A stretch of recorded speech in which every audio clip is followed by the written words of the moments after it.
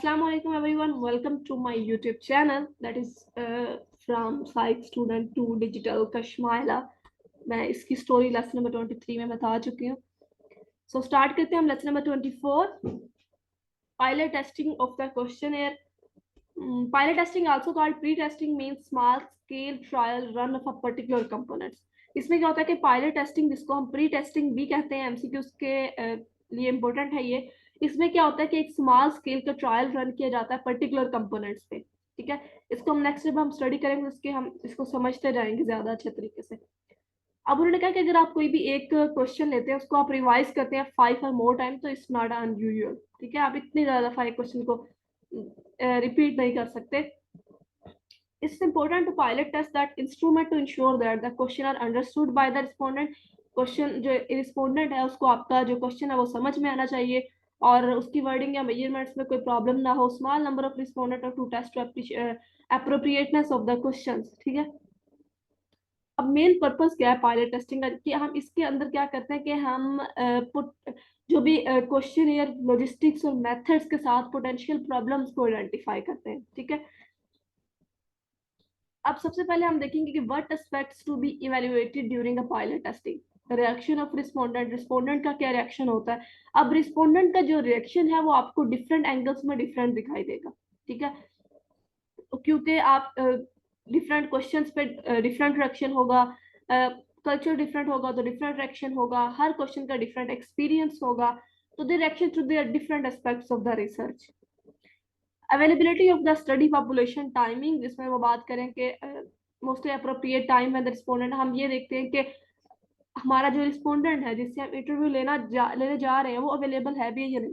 ठीक है, और देखिए अगर आप कोई रिसर्च कर रहे हैं, ठीक है, और आप उसके बारे में किसी से इंटरव्यू लेना चाहते हैं, तो रिस्पोंडेंट को तो उससे कोई फायदा नहीं हो रहा, फायदा तो आपका है. तो इसलिए आपको कंप्रोमाइज करना पड़ता है रिस्पोंडेंट के साथ कि जब भी उसके पास टाइम हो वो आप उसका टाइम ले सके, बजाय ये कि आप उस पर टाइम फिक्स कर दें कि आप इस वक्त आके मुझे इंटरव्यू दें और वो अपना जरूरी कोई काम छोड़ कर आए. वो ऐसा नहीं करेंगे क्योंकि उनको फायदा नहीं है, काम आपका है. तो आपने देखना है कि आप अपने इंटरव्यू के स्केल्स को किस तरह सेट करना है. Acceptability of the question asked, इसमें उन्होंने कहा कि मतलब आप ऐसे क्वेश्चंस करें जिससे रिस्पोंडेंट जो है वो एक्सेप्ट भी करे. ठीक है, आप उसके बारे में पर्सनल क्वेश्चन स्टार्ट कर देंगे तो वो आपको उसके रिप्लाई करना जो है वो जरूरी नहीं समझेगा. ठीक है, कोई भी अपनी पर्सनल लाइफ फैमिली या शेयर करना नहीं चाहता. और फिर अगर आप फोन पे उसका इंटरव्यू लेना चाह रहे हैं तो आप जाहिर सी बात है आप उसकी फिजिकली रिएक्शंस को नोट नहीं कर पाएंगे. ठीक है, फिजिकल प्रेजेंट नहीं होगी, फिजिकल प्रेजेंट का एक्सपीरियंस नहीं मिल पाएगा आपको. Willingness of the respondents to cooperate, अब आपने ये भी देखना है कि जैसे मैंने पहले भी बात की है कि रिस्पोंडेंट पे डिपेंड करता है कि वो कितना विलिंगनेस है आपके इस रिसर्च इंटरव्यू में या सर्वे में शामिल होने के लिए. ठीक है, वो आपके साथ कोऑपरेट करना चाह भी रहा है या नहीं, आप जबरदस्ती तो नहीं कर सकते किसी पे भी.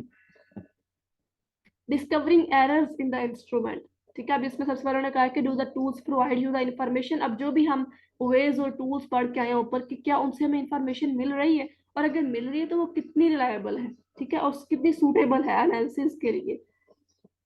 Time taken needed to interview conduct the observation, इसमें क्या होता है कि आप कितना टाइम दे रहे हैं एक बंदे का इंटरव्यू लेते हुए. अगर आप लंबे लंबे क्वेश्चन शुरू कर देंगे तो जाहिर सी बात है आपका रिस्पोंडेंट भी थक जाएगा और वो भी लेजी हो जाएगा और आपका टाइम भी ज्यादा लगेगा. तो ये आपने पहले जैसे हमने ऊपर देखा था कि लिस्ट ऑफ क्वेश्चंस बनाते हुए, पूरा स्केल बनाते हुए आपने पहले सारा ही तय कर लेना कि आपको कितने टाइम के क्वेश्चंस हैं और टोटल कितना टाइम लगेगा, और फिर आप उसमें से क्या ऑब्जर्व कर सकेंगे.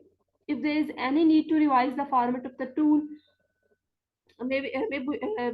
maybe we should start with the stimulating questions and place sensitive questions last. मतलब आपने ये देखना है कि आप रिस्पोंडेंट की सिचुएशन देख के ये चीज डिसाइड कर सकते हैं कि आपको उसके मूड के मुताबिक आप कौन सा क्वेश्चन पहले पूछें, कौन सा बाद में पूछें, कौन सा सेंटर में पूछें. तो ये जैसे हमने लेसन नंबर 23 में बात की थी कि ये भी एक टेक्निक होती है. ठीक है, इंटरव्यू लेने वाले की, कि वो अगले रिस्पोंडेंट के मूड को पहचान दे, उसके रिएक्शंस को पहचान दे कि वो उकता तो नहीं रहा इस तरह के सवालों के जवाब देने से, तो आप क्वेश्चन को चेंज कर दें. Sampling procedure can be checked the extent to which instrument given are followed. ठीक है, और how much time is needed to locate the respondents. इन चीज़ों को भी देखना पड़ता है कि आप इंस्ट्रक्शंस को देखते हैं कि आपने कौन से इंस्ट्रक्शंस को फॉलो करना है और किस तरह की लोकेशन और कितना टाइम आपको लगेगा रिस्पोंडेंट का इंटरव्यू लेते हुए। Staffing and activities of the researcher team can be check, जिसमें आप ये देखते हैं कि आप के जो भी रिसर्चर टीम है उसकी एक्टिविटीज और स्टाफ को भी चेक करते हैं कि वो कितना उन्हें सक्सेसफुली ट्रेनिंग्स मिल रही हैं, वो किस हर एक मेंबर की कितनी वर्क आउटपुट है और रिसर्च टीम कितना और किस तरह मिलकर काम कर रही है और लॉजिस्टिकली सपोर्ट कितनी है उन्हें। Procedure for data processing and analysis can be evaluated, जिसके अंदर आप पूरे डाटा को प्रोसेस करते हैं और उसको एनालिसिस करते हैं। यहाँ पे हम उस डाटा को एवेल्युएट कर लेते हैं जो भी हमने रिस्पोंडेंट से लिया होता है। तो यहाँ पे हमारा लेसन नंबर 24 एंड होता है। कुछ भी समझ नहीं आया आप लोग कमेंट बॉक्स से पूछ सकते हैं। लास्ट में फिर वही रिक्वेस्ट, चैनल को लाइक करें, शेयर करें, सब्सक्राइब करें। You must do it, do subscribe my channel and click bell icon को भी लाजमी दबा लीजिएगा ताकि जो भी मेरा नेक्स्ट लेक्चर आए वो आप लोगों को उसका नोटिफिकेशन मिल सके। आप लोगों को जाके कुछ कमेंट्स आते हैं कि हमें आपकी प्ले लिस्ट पर जाके लेक्चर्स को देखना पड़ता है, तो भाई आप सब्सक्राइब करें, बेल आइकन क्लिक करें तो आपको नोटिफिकेशन मिल जाएगा हर लेक्चर का, आपको नहीं जाना पड़ेगा प्ले लिस्ट पे। चलिए अपना ख्याल रखिए, खुदा हाफिज।